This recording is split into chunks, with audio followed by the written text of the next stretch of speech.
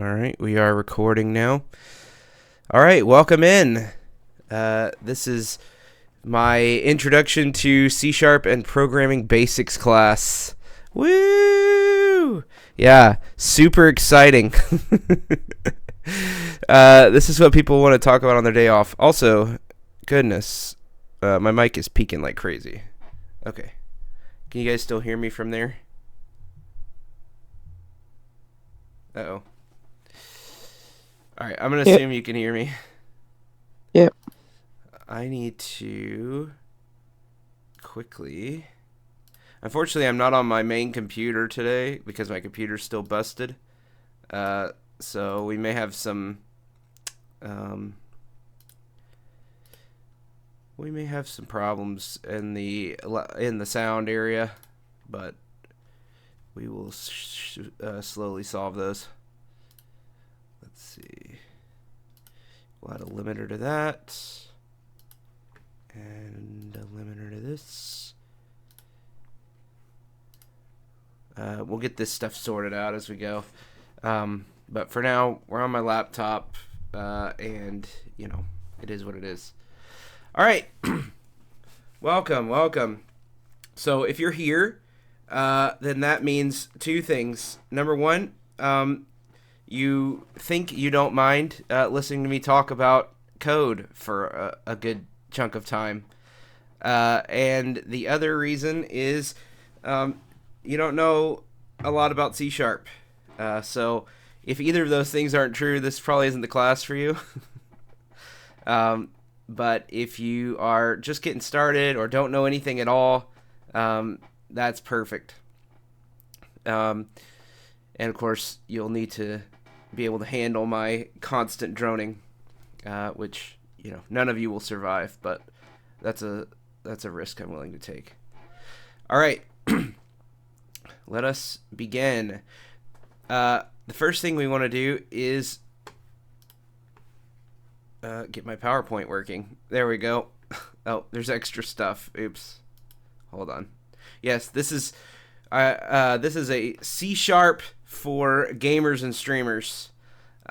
So I framed it that way for a very specific reason. We are going to be diving into applications specifically for those things. Now, this knowledge of C# will take you lots of other places, but I think a lot of the interest is going to be in these two areas. So we're going to stick to that, and then if we get through all this and we're all pro game developers and streamers, we will, you know, maybe move on to something else, but we'll see. We got to get there first. So that's who this is targeted at. If you don't care about writing games and you don't care about automating your stream, that's fine. There's going to be lots of C# knowledge to be gained from this. And you know what? It's good to just better yourself and have extra knowledge that you didn't have before. So that's one of the biggest benefits of doing a class like this. We're going to start at the bare minimum, and you can build those building blocks that help you to grow your mind and understand things that you may not have known before. Of course, all of us are learning all the time. It's important to be sure that we're taking the time to learn new things, expand our minds, not be stuck in the same place. And so something like this, if you don't know anything about it, is a great place to start to do that. So let us move on. So what the heck is C#? I'm glad you asked, PowerPoint slide. The robot answer is that C# is a modern object-oriented programming language developed by Microsoft to encourage developers to move to the .NET framework from other languages. Which, if you don't know anything about C# or .NET or object-oriented programming languages, that means absolutely nothing to you, which is fine. We're going to learn what all of those things mean, and they're not nearly as scary as you think they are. One of the things about computer science in general is that a lot of these things that we're exploring and doing have really only lived in the theoretical for a very long time until computers were able to do them And then we just built on that theory, and we go more and more into theory. And if you take a college class on like advanced computer science, it's almost entirely theory. And the reason for that is because computers are kind of taking theoretical things and making models out of them. So we're tricking rocks into thinking. And so there is a lot of craziness there, and there's a lot of new stuff that doesn't have its basis in, old English roots. So we have to make up words. We have to string words together to understand these concepts. So when we talk about a lot of programming stuff, a lot of computer stuff, the words will hit, and your brain goes, what? Because our language just wasn't originally designed for computer science. But we've adapted it. We've adapted computer science, and you can learn this jargon. It's not all that hard. It sounds a lot fancier than it is. It's mostly nerds that came up with this, so that's why all the names are weird. C# is a way of writing code. There are lots of ways to write code that started out very, very rudimentarily as just turning switches on and off, and that's essentially what we're doing with the computer. We're just turning millions of switches on and off at extremely fast speeds, and that makes all the stuff that you see coming out of your computer, all the stuff your computer's doing. Because we base our computers on something called binary, which, if you don't know what that is, it's just ones and zeros. You can count anything with ones and zeros. It just takes a really long time. And you need a lot of digits. So, like, if I have 0 fingers, then the number is 0. If I have 1 finger, the number is 1. Well, let me... okay, I was about to flip you off, actually. We'll do the thumb. So if I have 1 thumb, that's 1, and 0 thumbs is 0. But what if I have just a finger and no thumb? Okay, well, we're going to say that's 2, because this is the 2's place.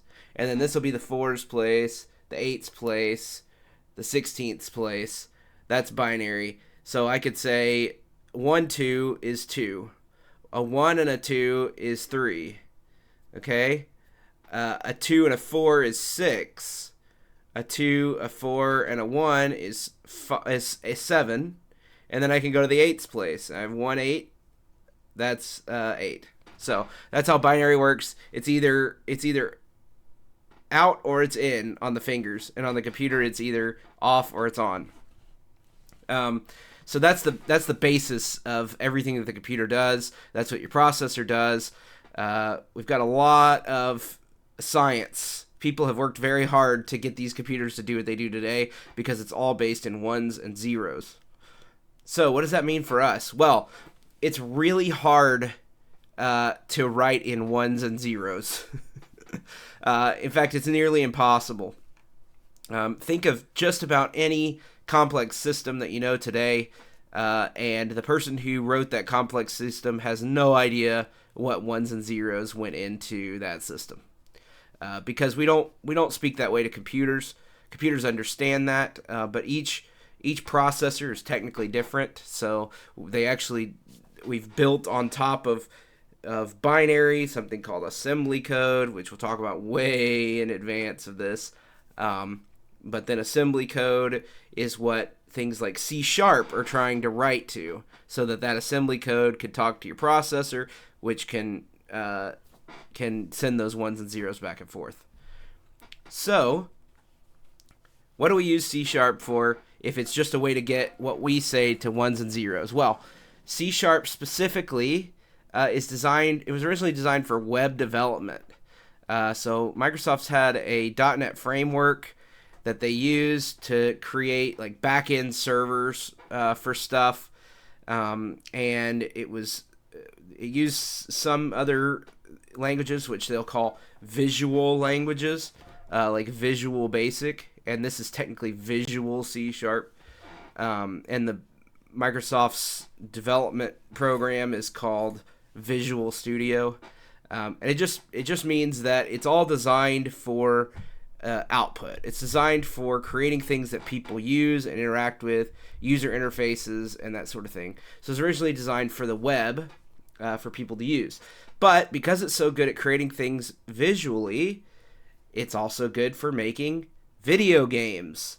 So a lot of modern video games are written in C#. There are several popular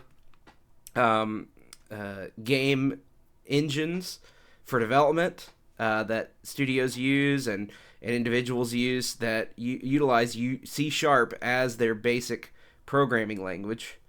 And there's a lot of reasons for that, but one of them is C# is just really good at doing visual stuff. C#, I mentioned we had Visual Basic. C# was created because it's kind of written. So if you think of it as a spoken language, right? Languages that are closer together are easier to understand based on your original language, your primary language. So if I speak Spanish and I need to learn Portuguese, I'm not going to have a lot of trouble there because they're both based on Latin. They're both very close regionally. They have similar syntax and grammar. And so I'm going to be able potentially even to understand some Portuguese without ever having spoken Portuguese myself, just because I speak Spanish. And that was the purpose of C#. There were lots of other programs out there you might have heard of, or programming languages out there that you might have heard of, like Java, like C or C++. And those developers have been there a very long time before C# came around. And Microsoft said, we want to get those people over to our .NET platform. So they made C#, which is kind of the same sort of language as those other languages. And it made it easier for them to learn it. So we use these languages to speak with the computer. This is how the computer understands what we're saying. It makes sense to us because it's written more in the way that we speak and the way that we understand our logic. And then it's converted into the assembly code that those processors will be able to read and understand and move those zeros and ones back and forth. All right, that's enough of the technical jargon stuff. I wanted to cover some of that just so that if anybody had any knowledge, they could kind of start to connect the dots. But you don't really need to know all that in order to do what we're doing today. So we got a lot to cover today, so just wipe that clean if it confuses you. You don't need to worry about that right now. We will come back to it when it becomes important. All right, the first thing we're going to do today is we're actually going to set up our IDE, or Integrated Development Environment. And I forgot to close the parentheses on that. I probably deleted it on accident. Look at me. Oops. Wait, go back. No, stop it. Okay. I just want to add... Oh. Well, whatever. I'll fix the slideshow later. So, an integrated development environment sounds very fancy. It's a three-letter acronym, IDE.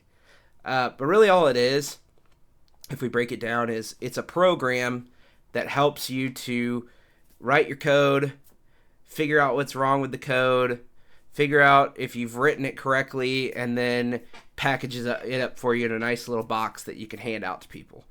And the one that we're going to use today is not a full IDE in the way that you might consider things, but what it allows us to do is start with very basic components, just the very essentials of C#, and make something that actually works. So it's going to use real C#, but a lot of the stuff that you would need is already basically written for you.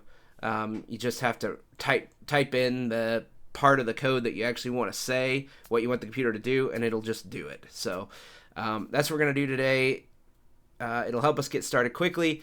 And also, as we move up, as we get into more complex things, we'll move to a better IDE for that sort of thing. But this is perfect for us today. So you need two things to start out with, and I'm going to help you guys get set up. So let me know if you need any help. Let me move over to my browser here. And we want to go to linkpad.net. LINQ pad.net. Link is a thing. LINQ, it's another acronym.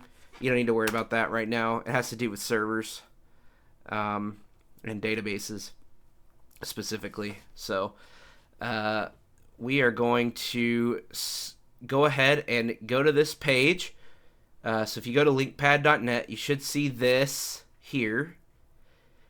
And then there's this button right here that says download linkpad. Okay? So if you click that, you're going to want to go to linkpad, download linkpad 8 right here.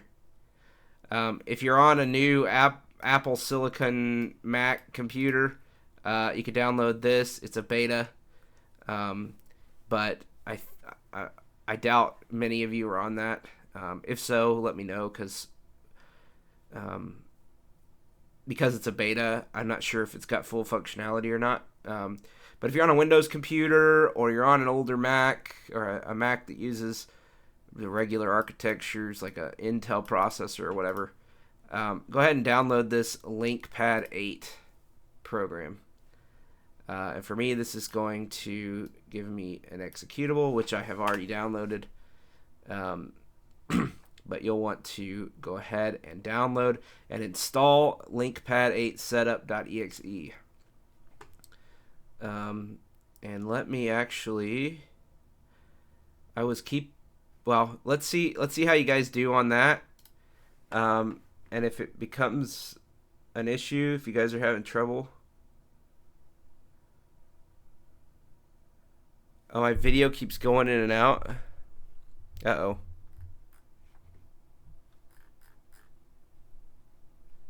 Uh-oh.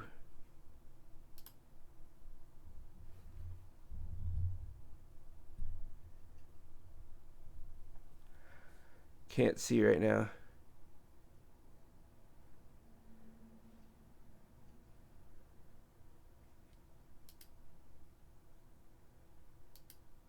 Are we good?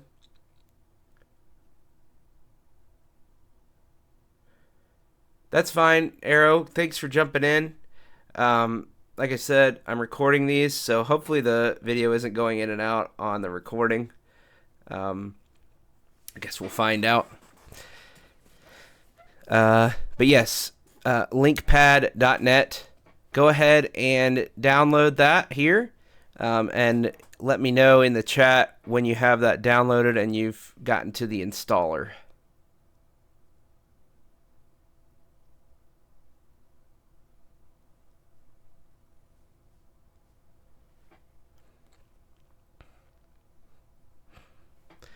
And actually, I'm going to go ahead and run that installer again. Okay, Arrow, that's good. We'll see you later. Thanks for dropping in. I have a feeling most people are going to watch this on the recording anyway, so but I wanted to do it live so people could drop in and get their questions answered live. I just think it's a better environment for learning to have the person teaching available while they're teaching. If you can't tell, I've got a bit of a cold, so sorry if I sound a little weird, but it is what it is. So let me go up here. I'm going to start that installer. Okay, awesome. All right. So if I'm in this installer, I'm going to want to associate .link files. This isn't important, but just leave it checked. You can create a desktop shortcut if that helps you. I don't like desktop shortcuts. In fact, my desktop is completely without shortcuts entirely. But if you like to have a desktop and that's good desktop shortcut, you'll want to click that. And if you want to add LPR or LP run 8.exe to your system path, you could do that too. Don't worry about what that means. Just leave it checked. And we'll go to next and hit the install button. And for me, it's already installed, so it won't take long at all. And then this will say check to launch, and you're going to want to leave that checked and hit finish.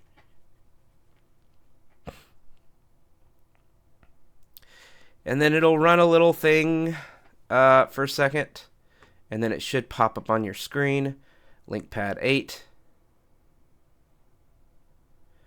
Ta-da! Now, yours isn't going to look like this because I already had mine installed.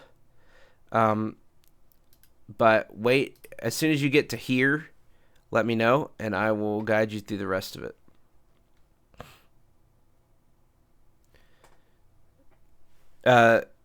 Pratchety, are you following along?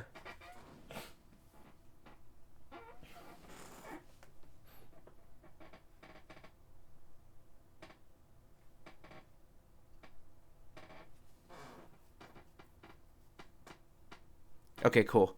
All right, I'm going to wait for you then. I wasn't going to wait if nobody was doing it at the moment. So since I know you're doing it, I'll go ahead and wait. And just let me know when you get there.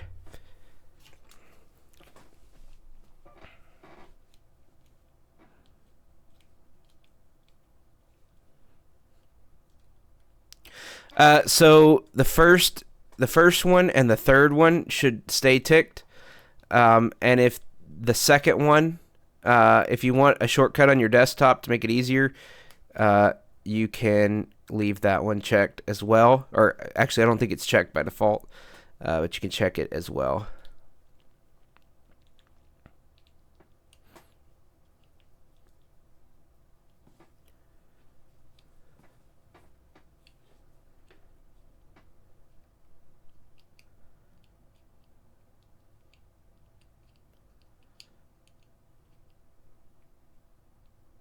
Okay, cool. So you should have a screen that looks kind of like this, with query 1 here. And if you're at this point, then you're gonna want to go find the .NET 9 framework. Actually, not the framework, just .NET 9. Framework's something else. Old habit. So I can put in .NET 9 download here in the search, and then it'll be this one, download .NET 9, and then you'll want to find the corresponding installer for your computer. If you're on a modern Windows machine, especially Windows 11, then it's going to be this one, Windows x64. If you're not on Windows, then you're going to want to choose between Mac ARM, which is the newer Apple Silicon Mac, or x64, which is the Intel Macs. And if you're on Linux, God bless you.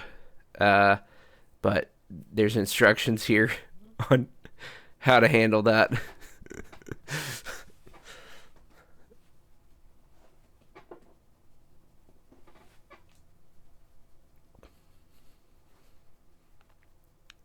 But you're going to want this SDK. So go ahead and download it. It should pop up. If not, you can click the direct link or click here to download manually. And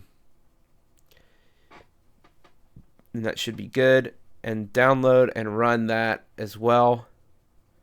No, I don't. It wants you to download reference assembly packages. Yeah. Okay, here we go. Let me do install here. Is that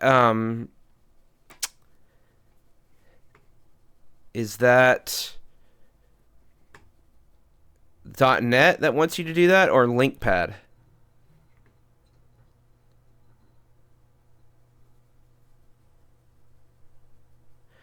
If it's automated, LinkPad, okay. It's probably wanting you to download the thing that I'm telling you to download right now. Actually, wait. Reference assembly. It should. So LinkPad should just automatically download those when you say accept or whatever, and that'll be fine. You'll want to download and install the reference assembly packages.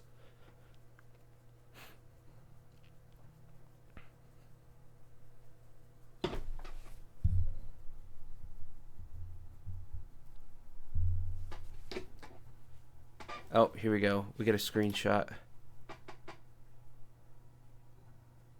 Okay. Yeah, that's good. So what you're looking at there, it's looks like it's set up up where it says .NET Auto. There's a little drop down in the middle towards the top. Here, I can show you on my screen. .NET Auto.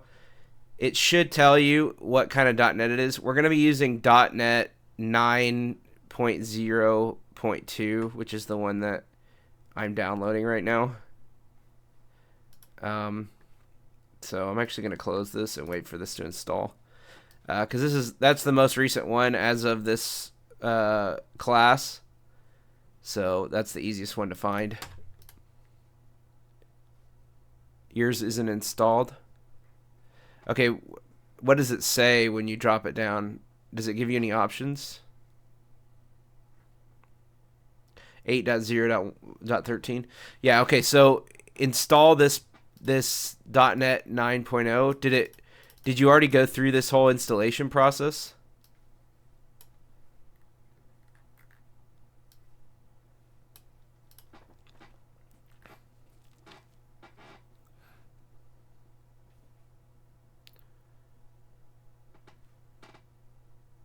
Okay, you've only done the link. Okay, so you're gonna want to go. Yeah, you're gonna want to go to find this. So let me. It looks like you're on Windows 11, so it's gonna be an x64 machine. I'm gonna copy this link right here and paste it in the chat. The link in the chat will give you the direct link to download the installer that you need. So once you download and install that, just restart LinkPad, and it should be set up for you. So there, see, mine now says .NET 9.0.2. Oh yeah, I mean, you can also just find it on your laptop by searching. You don't have to pull up Discord. If you just go to Google, hello. Okay, it doesn't want to switch. Just go to Google and type in .NET 9 download, like this, .NET 9 download. It's the first one here. Microsoft download .NET 9.0, Linux, Mac OS, and Windows.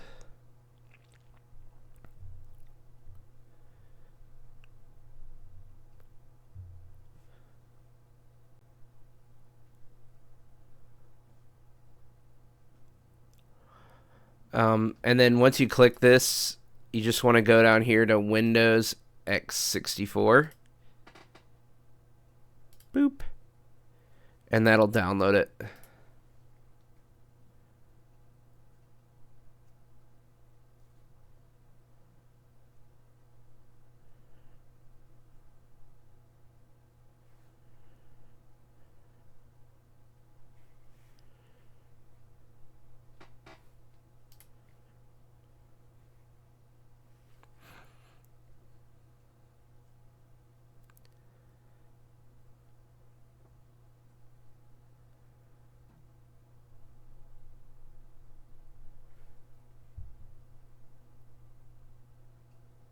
So you can actually use an older version of C#.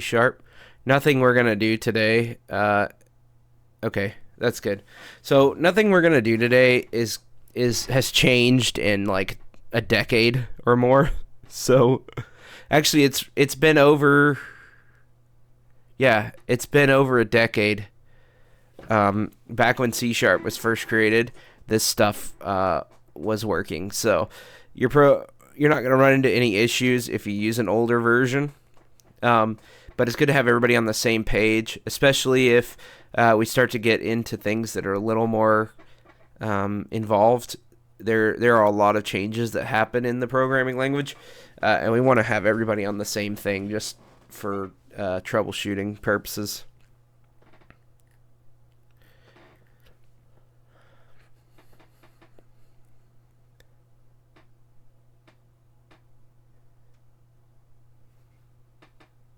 Although I guess .NET, technically .NET's a bit newer. The way it used to work is this was only for Windows computers and servers, but they added support for Linux and Mac and changed the name to just .NET instead of .NET Framework. So you could still get the framework version that only works on Windows, but the version that works on everybody is technically a little bit different. That's just extra information. So while you're getting that installed, I'm gonna go ahead and pull up our PowerPoint presentation here, and we're gonna talk about what we're gonna do once we get that set up. So we are gonna write our first program. And yeah, wow, we're already writing our first program. It's very easy to write something in C#. It used to be with some other languages that you would have had a heck of a time trying to set it up to do anything at all. But the way that C# is set up, it's very user friendly, and in this case, we're gonna write a little bit of stuff. I'm gonna tell you and show you exactly what to write, and if you do it exactly like I do it, it will put out exactly what it puts out for me. But I'm just gonna tell you what to do. You're just gonna do it, and then we're gonna talk about why we did it and what does this mean. After we see that we're able to get output. So you're actually going to write a program before you even know what your program is doing, which is fun. I think it's fun. Okay, you're all installed. So if you restart LinkPad, you should have 9.0.2 available to you.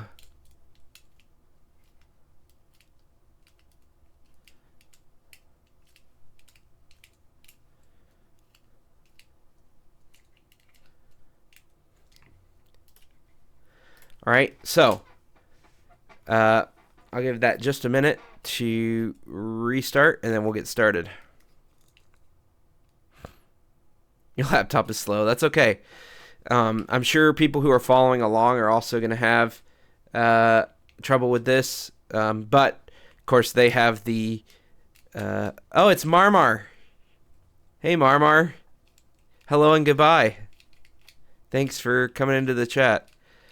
They're going to have the luxury of pausing and fast forwarding. So, okay, Otto says 90210. Perfect. No, 9.0.2. All right. So, we are going to write exactly this. Console with a capital C. Everything, if you see it capitalized on my side, it needs to be capitalized on your side, because this language is what we would call case sensitive. So console dot write line, that's a capital W and a capital L, and that's like writing a line. Okay, open parentheses or brackets bracket as you guys say over there. That may get a little bit confusing because we also have brackets over here, and they're not the same as your brackets over there. But we're gonna stick with the American English, just to avoid confusion. And if you need clarification, you can ask me. Okay, so console.writeLine, open parentheses, and then we're going to add a quotation marks, opening quotation marks. We're going to say, hello world, exclamation point, end quotation marks, close parentheses, and then a fancy little semicolon. And when you hit semicolon, things are going to flash on the screen for a second, because it's going to move you over to C# statements under language, because it's detecting that we're writing statements. All right. So once you have that on the screen, just as I wrote it, you're going to go up to the top, up here under where it says Query 1. There's a green play button, or you can press the F5 key on your keyboard. But there is a green play button, and when we press it, it's going to do what we've just told it to do. So I'm going to go ahead and press it, and it will output on the screen, hello world. Okay? So you have now written your first C# statement. And if you convert it over to a program, so in this drop down, you could change it to program. You'll actually see that, unbeknownst to you, you've not only written a statement, but you've written a C# program. And all this is mumbo jumbo to you because we haven't covered it yet. So let's switch back to statements, and we will get there at some point. Okay, so I'm going to go ahead and close this because we've seen those results. We're happy. We're going to close this. Okay, let's take a look at this line. All right, there's a special thing about computers. Computers are really, really good at calculations, and they're really, really good at doing them really fast and doing a lot of them, and they're really, really good at following orders. In fact, they're so good at following orders that's why they usually break. Okay? They break because following orders causes them to do what you've told them to do. The problem is you may not know what it is you've actually told the computer to do. And this is the problem that all programmers run into from time to time. This is why we have debugging programs, and we've got patches all the time, and yada, yada, yada, yada, yada. Because you can't just tell the computer, do the thing. I mean, I guess you sort of can. With AI, it sort of works that way, but it's not reliable, and it's based on years and years and years and years and years and years and years of people doing it this way, and then just kind of comparing this to what people wanted to do and having an output. Okay, so there's a lot to AI that allows it to do that. But technically, it's also following orders, and if they program it wrong, it's not going to work. Okay?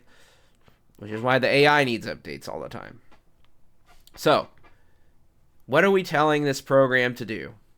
So, there's this thing called the console. Now, this is a class inside that's built in, cooked in, baked in to C# that has a defined meaning. And this console is this, okay? This whole box is the console. So anything that happens in this box is right here in console, okay? Dot, okay? This dot operator means this thing on the left side of the dot has the ability to do something on this side of the dot, or it has some kind of value or thing saved to it. So there's a lot of things that can be written on the right side of this dot with console. But we chose the WriteLine method. And the method, it just means it's something that console will do. So in this case, one of the things that console will do is WriteLine, which means write a line of text to the console. Then we have a parentheses. The parentheses says, after I give a method, the method wants something from me. Okay? And I'm going to define that by putting parentheses after that method. All methods that come after these dots, even if they don't come after dots, all methods have to have these parentheses, even if they don't accept anything. Because I can go in here and I can do this, boop, and I could say go, and that's perfectly legal. It's not going to print anything out because I didn't say anything here. Okay? But I still need these parentheses. If I delete these, look at that. Nope, sorry, that's not right. You need parentheses. So if I'm using a method, I need the parentheses to tell the computer that I'm using a method that's in the console class. Okay? So let's put this back. Now, this is a string. Let's go back to our PowerPoint presentation. Okay? Variables. A string is a data type. Okay? There are a lot of data types in C#, but I've included 4 that are the most common. Okay? We've got int, I-N-T, which stands for integer. It's basically your whole numbers. So if you remember from school, it's like 1, 2, 3, 4, 5, 6, 7, 8, 9, 10, or 0, or negative 1, 2, 3, 4, 5, 6, 7, 8, 9, 10, and so on. Okay? That's integers. So they can be positive or negative whole numbers. Then we've got doubles. Doubles are numbers with decimal points. So a double would be 0.91, 1.2438567, 4,326.23. Okay, those are decimals. Anything with a decimal point most things with a decimal point are going to be a double. There are exceptions, but that's what you need to know for now. Ints and doubles, those are your 2 number values that you need to know right now. Then we've got string. So our hello world was a string. A string is just a bunch of characters, one after the other. So it could be anything. Oop, hello. We could put anything in here. The way it knows that it's a string is because of these quotation marks. So anything within quotation marks like that is going to be a string. I could write, my feet stink in here. And if I push this button, it's going to write my feet stink in the console. Because this is a series of characters. And it's not just English characters either. I can put a bunch of garbage in there. And it's going to output that garbage. Okay? There are a couple exceptions to what I can put in here. But we don't need to worry about those today. The main thing we need to know is that a string is a bunch of characters within quotation marks. And that's it. It's just a string of characters. All right. Oh, thank you. Yes, hello. That's great. Hello, Adam Smasher. 101. Thank you. Yes. You get it. That's awesome. All right. So, now, what do we do with this? Because this isn't particularly useful, right? Like, I'm just writing something up here, and then it's coming down here. What good does that do the world? The world we're saying hello to. Not a lot of good. Okay, we need the computer to actually do something. Okay, let's look back at our variables. We've got bools as well. Oops. Bool is short for Boolean, which is a way of thinking of logic in true or false scenarios. So I will assess something as either true or false, and these are objective. So like 5 is greater than 3 would be a true statement. 3 is greater than 5 would be a false statement. Okay, so that's true and false. Those are Boolean. It's either one or the other. Okay, there aren't any maybes with Booleans. Okay, we're only evaluating literal yeses and nos. Okay. So what use are these variables? And also, is this an algebra class? Those are also great questions. Again, thank you, PowerPoint, for bringing them up. What use are variables? Okay. What is a variable? Really should have been the first question, and I didn't write that. So, you know what? You're getting a bonus here. What is a variable? So, if you remember from your math class, variables are going to be like x. So, if I say x plus 3 equals 7, then I'm going to be able to say, okay, well, 7 minus 3, I can move the 3 over there. That's 4, so I know that x equals 4. Okay, that's a variable. But variables are just a place to store information in a computer. So these variables are not, we're not doing algebra necessarily, although, I mean, you can do algebra, certainly. We just need a place to put things. And we can call these variables whatever, okay? C# has strong types, which is just another fancy name of saying we determine what something is directly. So some programming languages, they just have a box. And the box is a box. It doesn't matter what goes in the box. The box will fit anything. You could put a car in the box. You could put a toaster in the box. You could put your left shoe in the box. The box doesn't care, okay? Variables in C#, there's a box for integers, there's a box for doubles, there's a box for strings, there's a box for booleans, and you need to put the thing that goes in that box. Okay? So if I try to put an int in a string box, it's going to say, that's not a string, don't put me in your box. Okay? Now we can package the integer into a string. We can put little parentheses around it and stuff it in there, and then we can shove it in the box. Okay, but if we just try to put an integer straight into the string box, no bueno. Okay?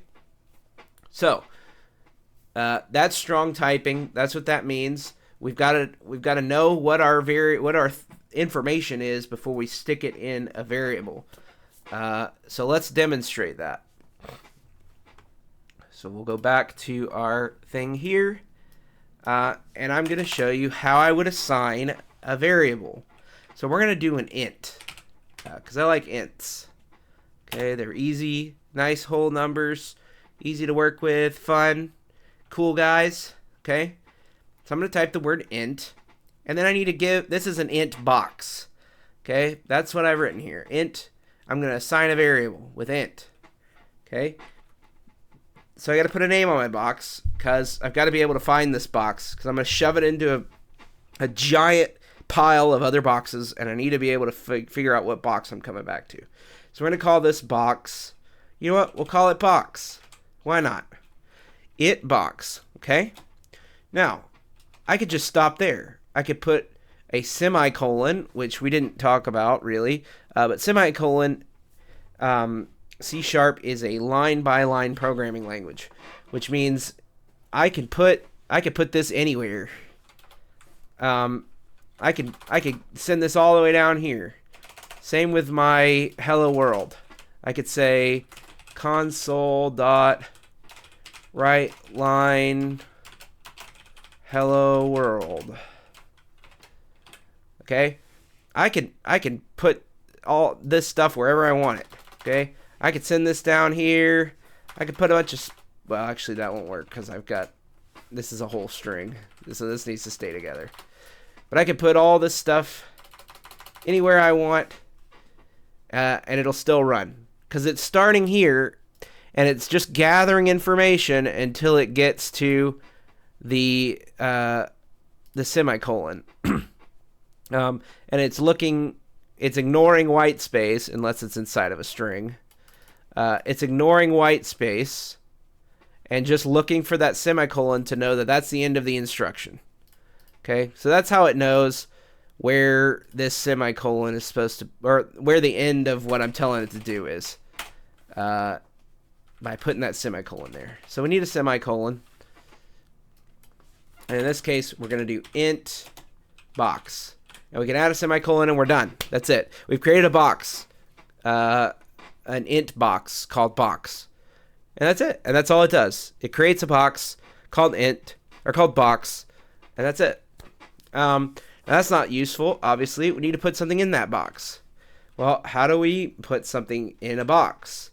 Well, we need to assign it a value. How do we do that?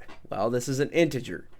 So we're going to say box equals, okay? So anytime we're assigning something to a variable, we're going to use the equals operator, and then we're going to assign it whatever this is. So in this case, our box is going to hold the number 24.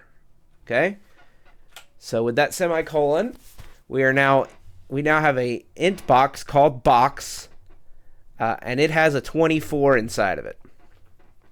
Now, I can pull that box up whenever I want. So I could say I want to do console.writeLine, and then I'm going to say box, but I can't. WriteLine wants me to do a string. Okay, this puts out strings. Actually, in this case, I think I can just put box because this has an int. This accepts int, so I could put box here, and it's going to put box here. So watch this. If I say console.writeLine box, look at that. There it is. It opened the box and it got the 24 out and it stuck it on the console. Okay? And I can add to this box. So I could say, you know what? I want to print out whatever box is plus 3. Okay? I can use the plus operator and the number 3, which is an int. But it's not stored anywhere, so it's just being used this one time, plus 3. When I output that, look at that. I got 27. So it's reaching in this box, finding an int, and it's saying, okay, we're going to add something to this int using order of operations. And then we're going to see this 3 here. And we're going to add 24 plus 3. And then we've done all that. We're going to go back to this WriteLine, and we're going to go, boop, print it out. Bam, 27. Awesome. Okay, how are we doing?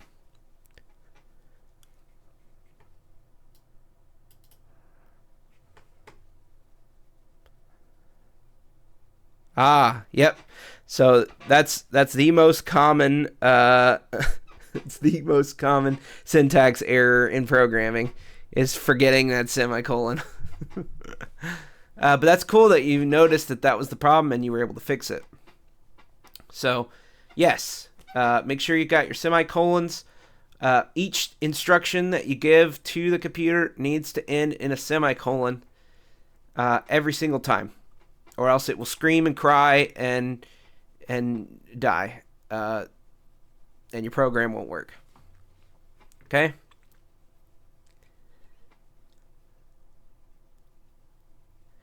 Yeah, it'll say, hey, we thought there'd be a semicolon somewhere, and there wasn't. So, yeah. There you go. So, there we go. I'm going to delete that because we're going to try another program. Okay, so here's our next one.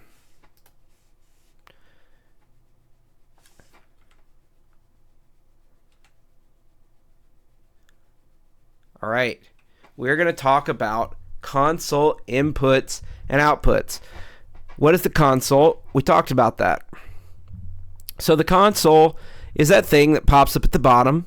Depending on what development environment you're using, it's going to determine how your output is handled in the console.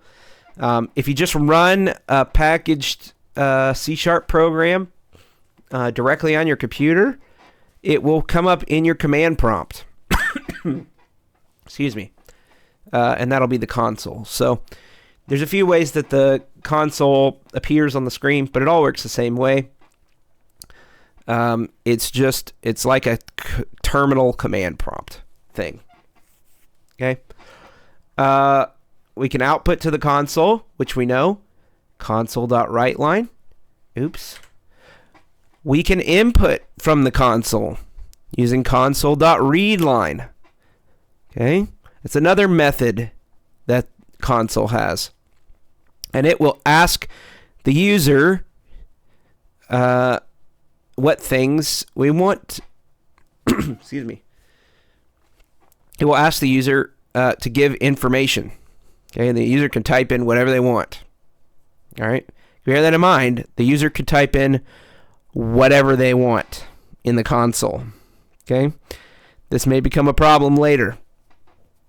I used to break people's programs by putting in whatever I wanted into the input. Okay. But we're going to ask them for something, and we're going to hope charitably that they will give us exactly what we ask for. Okay. And then at some point we'll talk about how to keep people from putting whatever they want in there and getting away with it. Okay. So they can, this will read whatever they write after they press the enter or return key. Okay. And we're going to use this information later. All right. So, application. Oh, okay. Nope. Not right now.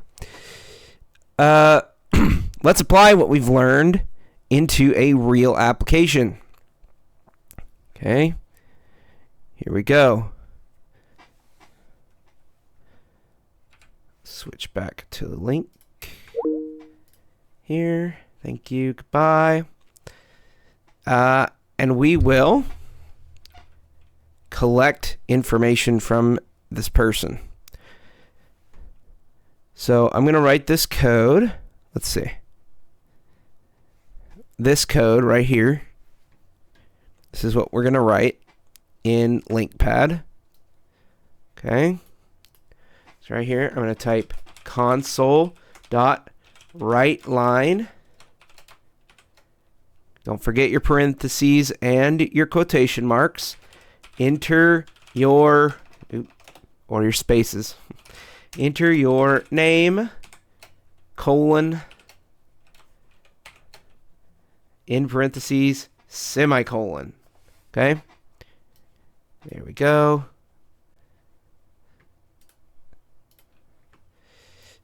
All right.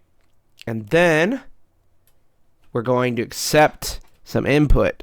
So I'm going to hit enter, go to another line. By the way, I don't have to press enter here.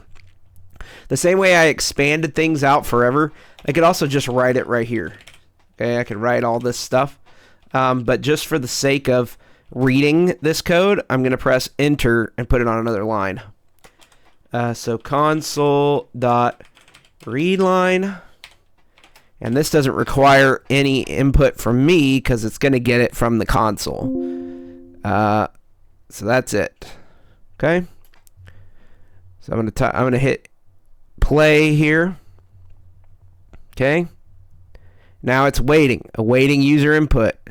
It's very patient. It will wait for eternity for me to type something in. Okay. I'm going to type in, my name is Atom Smasher. Done. That's it. That's all we get. Okay. It has read what I typed here. Just like that. The problem is, we didn't do anything useful with it. Because this is just reading it. It's not going anywhere. So what do we need to collect information to use later? Bye, Arrow. Thanks for coming in. Thanks for hanging out. Yep. I hope you come into the recording. And we'll have some more fun. And if you have any questions during the recording, let me know. We have a chat section and a help forum. And of course, the videos will be in the class uploads section or channel. All right. Okay, so console.readline. We need to store this somewhere. How do we store information? We use a variable, right? I knew you were going to say that. Okay. We're going to use, in this case, we are collecting a string of characters from the person. So we are going to put it in a box for what? I know you know this. It's going in a string box. Okay. String. We'll call this string name so we can remember what we collected equals console.readline. Okay. Now we've very sneakily grabbed information from the console and we're putting it in the name box, and that name is going into memory. Okay, it's going into memory. All right, now we're going to press enter. We want to do something with this, so we're going to say console.writeline hello. Now, here's where things get tricky. I need to put things together, okay? I don't want to just say hello, right? I want to say hello name of person. And then I'll put an exclamation point on the end. So how am I going to do that? Well, just like we did with... You missed where we write the name. Okay, so what we did when we did this, right? You have this in your code, console.writeline, enter your name, okay? Then you have console.readline. This caused a thing to show up down here. That might have been easy to miss, okay? I'm going to do something, ignore that. Green just means it's not going to do anything, okay? I'm going to run this again. So you notice it says awaiting user input, and I've got this black box right here, okay? That's where I'm going to enter my name. Then I'm going to press enter or return, and that's how that works, okay? So when I did that, it stored this name and put it in memory. Then the program ended and it dumped the memory, so it's not there anymore. But we're going to do something with it before the program is over, okay? That's what we're doing now. So we're going to do another write line, console.writeline, hello, and just like with integers, I can add things to this string of characters. So I could say hello is a string, plus name we know is a string, plus, and I'm going to add an exclamation point, okay, because I want to be excited about this person. Right? Then I'm going to close my parentheses and add a semicolon. And I can add as many strings as I want together until I run out of memory, okay? Well, run out of storage space in the box. Boxes are smaller than your entire memory, okay? But they're pretty big. Okay, so I can put a lot of info in that string. Okay? And in this case, I'm adding 3 strings together to make one string that is going to go to console.writeline. And of course, anything done inside these parentheses is going to be done first, just like with order of operations. Anything in here is going to be done before this is done. Okay? Before it writes, it's going to do everything in here first. And I could do that. I could do that in here as well. I can add parentheses. Okay? So I can keep going with these. So then it'll do this one first and then this one. Oh, hello. All right, so the way we've done this is we're saying hello, so open parentheses, hello, close parentheses, that's one string. Then we're going to do the addition operator, okay, plus sign. name. Okay, that's our string from up here. So we took name from console.readline. So whatever somebody typed in here is going to be stuck in this name box, and we're going to add this name box to the end of hello. Okay, we actually want to have a space here because we won't want it to say hello Pratchety. We want it to say hello space Pratchety because we didn't capture a space here. So we're actually going to add a space at the end of hello, and then we're going to add name, whatever they put in, plus, again, we're going to add another string, and then just in parentheses, I've put this exclamation point. Okay, we're going to close the parentheses and add a semicolon. Okay, so it doesn't make it any bigger, which is kind of annoying, but spam callers. Okay. So this should be your code here. Console.WriteLine, string, enter your name, and then the semicolon. String name equals, we're going to assign console.readline to that name, semicolon. And then we're going to say console.WriteLine, so writing back to the console, hello space, the string hello space, and then plus, and then the string box name, or variable. We're going to switch from saying box to variable. You understand that variables are just a place to store information, like a box. We're going to say variable because that's the technical name, and that's what I know. So I don't want to confuse anybody. So we're going to go to variable. So that string variable name is going there, and then exclamation point. Okay. Oh, look at that. My Activate Windows just came up on the screen. I put my hard drive for my laptop in my desktop so that I could do this. So it's not very happy with me. That's okay. We'll move it back. All right. Console.WriteLine, hello name, plus exclamation point. All right. What do we got here? Okay.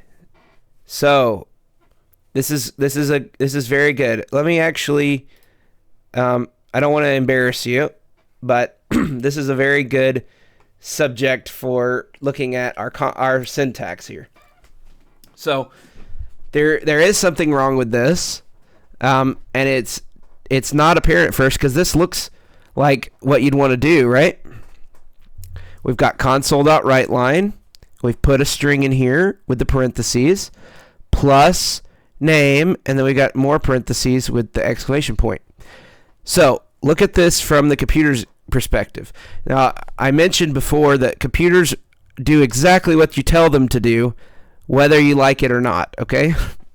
So in this case, what you've actually told the computer to do is do console.WriteLine hello, open parentheses, close parentheses, done. That's it. This is a full command right here. So you could put a semicolon here, and it would print out hello space. Okay, but then it says, wait a minute. We're adding a variable to what? Like this was an action. How do we add a variable here? And then there's this. Then this variable has a parentheses. So it doesn't understand. It doesn't understand what you want it to do here. So what you're going to want to do is leave this parentheses out, okay? Because we actually want to do, and this parentheses, because we actually want to put all the stuff we want to do within these two parentheses, okay? Because we want to write line everything here. So we're going to start with the parentheses, and we're going to end with the parentheses. Now, I confused you, and this is my fault, by saying you can add parentheses in the middle. But you have to start with an open parentheses and a closed parentheses. So let's go back here. And let me just copy what you've got so we can talk about ways that we can do this. So you've got a closed parentheses here. And you got an open parentheses here. And you're just missing the plus there, which is fine. So what I can do here is, oh, I want this hello to be in parentheses. That's fine. I need to add an open parentheses to put that in. Okay. Now I can do name. I need to have a plus because I'm adding additional strings. Okay. And then this is a problem because look how when I highlight this, it turns green here and here. So it's connecting this parentheses with this parentheses, which means this one doesn't have an end. Okay. Now I could add another one at the end here. And now we've got an actual working program. So I could put, well, we won't run it right now. But this is a working program. The problem is this is all extra. I don't need these parentheses because I'm not doing anything in there. The parentheses just say do all this stuff first, okay? But I'm not doing anything, so I don't need these parentheses. So I'm going to get rid of this one. I'm going to get rid of this one, okay? Now I have an open and closed parenthesis. And I'm saying do all this stuff in here. And it just does it. It doesn't need any parentheses to do this addition. It says, all right, or technically it's called concatenation, but that's a topic for another day. It's adding hello space plus whatever that person typed in for their name plus this exclamation point. And it can do all that within this parentheses. Okay? That's it. So you only need two. You need an open parentheses and a close, or open parenthesis and a close parenthesis. Okay? Console.writeLine, hello, name, exclamation point. So let's run that. Because if we've got it just like this, it's going to work great. Okay? So I'm going to run that. Yeah, there you go. You got it. So in this case, I'm going to say Atom Smasher 101. And it's going to say, hello, Atom Smasher 101. And that's it. So we did a couple things that are really cool here. Even though our program isn't that exciting, the concepts behind it are what are used in a lot of the programs that you use. So the only difference that would be done here is that this name string, instead of being saved in memory only, it would also be output to a database that would store this information. So you'd end up with it asks for their name. Okay, like when you sign up for Instagram or something, it asks you for your name and your email and all that stuff. It's essentially doing this. Now it uses a graphic interface, so it doesn't look exactly like this. But this is essentially what's going on. It's asking you what your name is, and then it's waiting for you to tell it. Okay? And then once you tell it, it's going to store your name in memory so it can use it immediately. And it's also going to write it into a database somewhere so it can pull it up later. Okay? Then, after you give it the information, it's going to use your name. And it's going to say, welcome, so-and-so, and it's going to put your name up in the top right, and it's going to have all this stuff with your name on it to use. And all that is done in the way that we just did this. So this is actually a useful program that we've written. All right. That being said, we're almost at the end of our lesson today. So you guys have done a great job. Thanks for following along. Let me pull up the slide here. And we applied, and now we're going to summarize. Okay? So what did we learn about today? We learned that C#, what C# is, and we learned why it's useful. Okay? Somewhat. We know that it's useful for writing games, writing websites, and we learned that it's good for asking people what their name is and telling it back to them. Okay? We learned how to set up our IDE link pad and what that is. So we have the ability to write whatever code we want now. Okay, we wrote our first program in C# and we understood what it was doing. Okay, because when we first wrote the program, I said, type in this stuff and don't worry about it, okay? But now you know why we typed that stuff in. You know why we said console.writeLine and then put some words in a parentheses, okay? And ended it with a semicolon. And we learned how to work with variables and console input and output, okay? We took in some console input, so it's a name.